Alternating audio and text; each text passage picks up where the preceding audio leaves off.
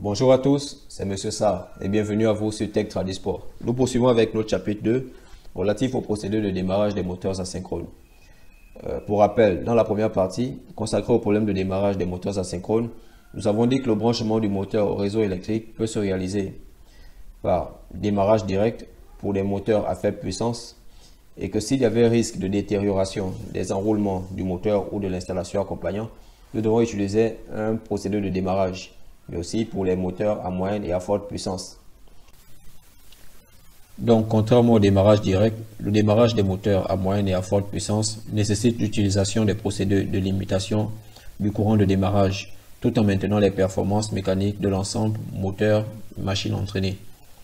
Il existe deux types d'actions, l'action sur le stator et l'action sur le rotor. L'action sur le stator consiste à réduire la tension aux bornes des enroulements statoriques. On peut réaliser le démarrage par un couplage étoile-triangle, par élimination des résistances statoriques ou par utilisation d'un autotransformateur. Ce type d'action est utilisé pour des moteurs à moyenne puissance. Et l'action sur le rotor consiste à augmenter la résistance rotorique au démarrage. Et on peut réaliser le démarrage par élimination des résistances rotoriques ou par utilisation des moteurs à cage multiple. Ce procédé de démarrage est accompagné, en plus de la réduction du courant de démarrage, d'une augmentation du couple de démarrage. Et ce type de démarrage est utilisé pour les moteurs à forte puissance. Bien, nous allons passer au démarrage étoile-triangle. D'abord, voyons le principe. Le démarrage étoile-triangle s'effectue en deux temps. Dans le premier temps, chaque enroulement du stator est alimenté sous une tension réduite en utilisant le couplage étoile. Juste le temps nécessaire pour que la vitesse du moteur atteigne environ 80% de sa vitesse nominale. Et dans un deuxième temps, chaque enroulement du stator est alimenté par la tension nominale, changeant ainsi le couplage étoile en couplage triangle. Bien, dans le couplage étoile, vous aurez l'existence de deux types de tensions. Une tension simple qui est prise entre le point neutre et l'une des phases, et une tension composée qui est prise entre deux phases.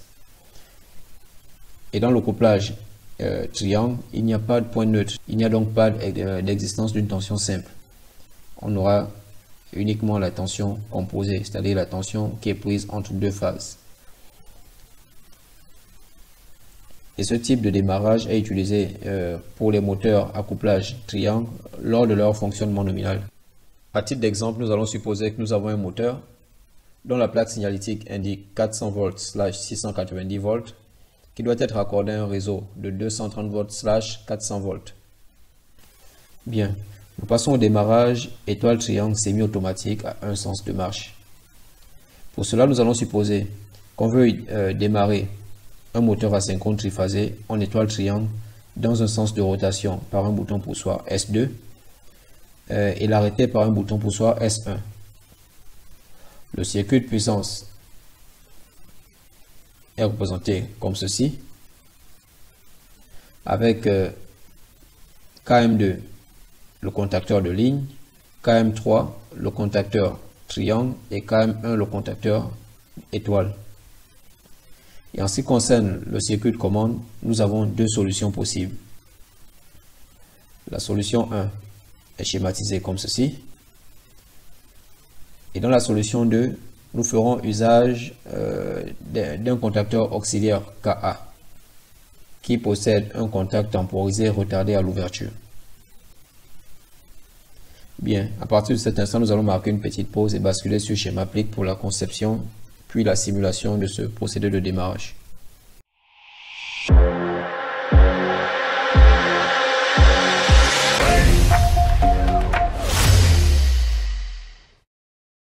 Bien, nous sommes sur Schemaplique, on va cliquer sur Suite, Conception, Simulation, choisir la bibliothèque Electrotech. Bien, nous allons d'abord commencer par réaliser le circuit de puissance.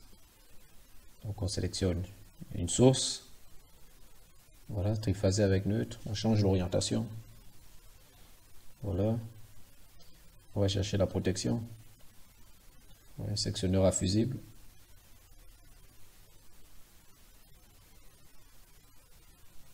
Donc contacteur.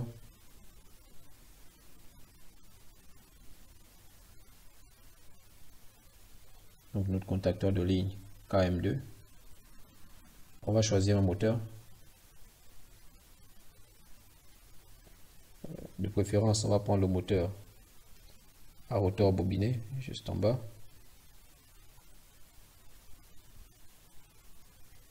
Voilà.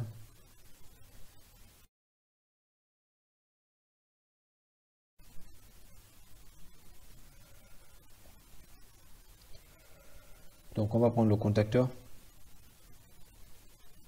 Notre contacteur triangle. KM3.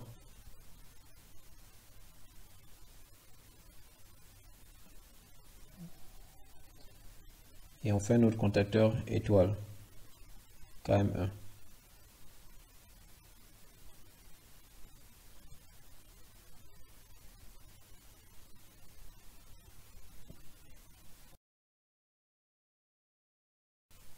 Bien, maintenant on va sélectionner le relais thermique.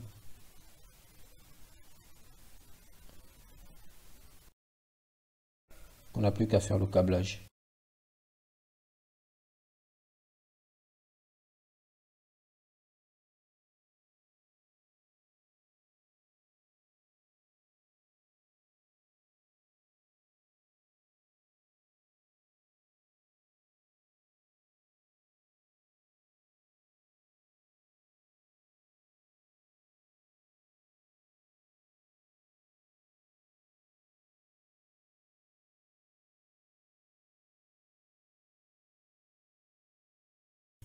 Maintenant, nous allons réaliser notre circuit de commande.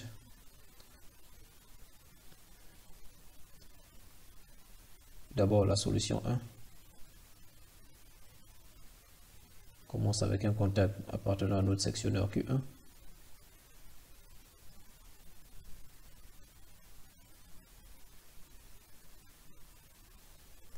Ensuite, le relais thermique. Ensuite, le relais thermique à ouverture.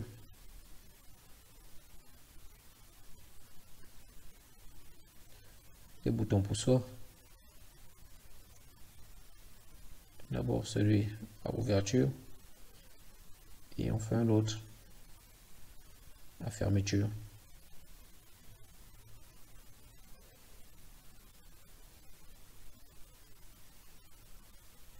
Et on sélectionne les contacts. D'abord le contact temporisé appartenant à KM2.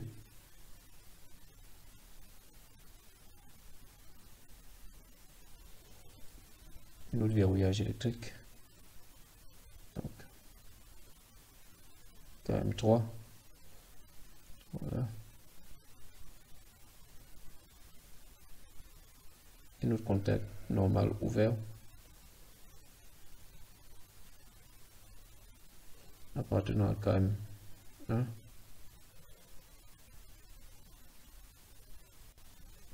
Et le verrouillage électrique.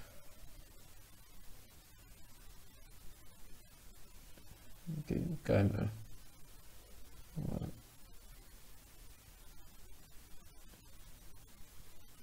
On poursuit avec un contact normal ouvert.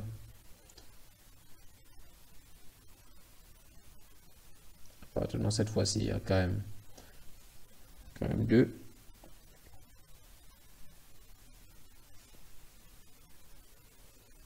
On n'a plus qu'à insérer les bobines de nos contacteurs.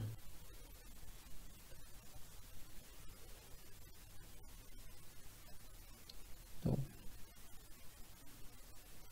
KM1, KM2, KM1, KM3.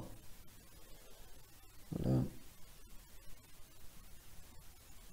Et enfin, notre KM2.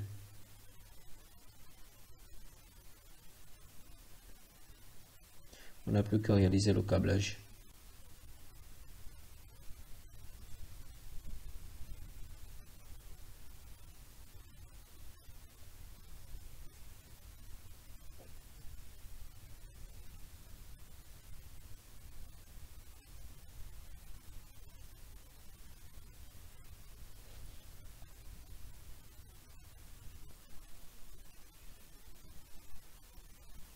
faut qu'on change la disposition.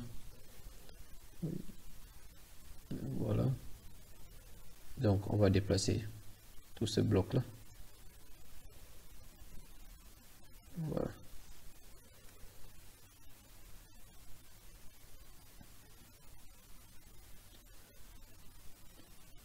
Bien, maintenant on va alimenter notre circuit. D'abord, on va placer le neutre et tirer une ligne, une phase pour alimenter notre circuit. Bien, avant de passer en mode simulation, on va essayer de régler la temporisation, par exemple à 3 secondes. Voilà.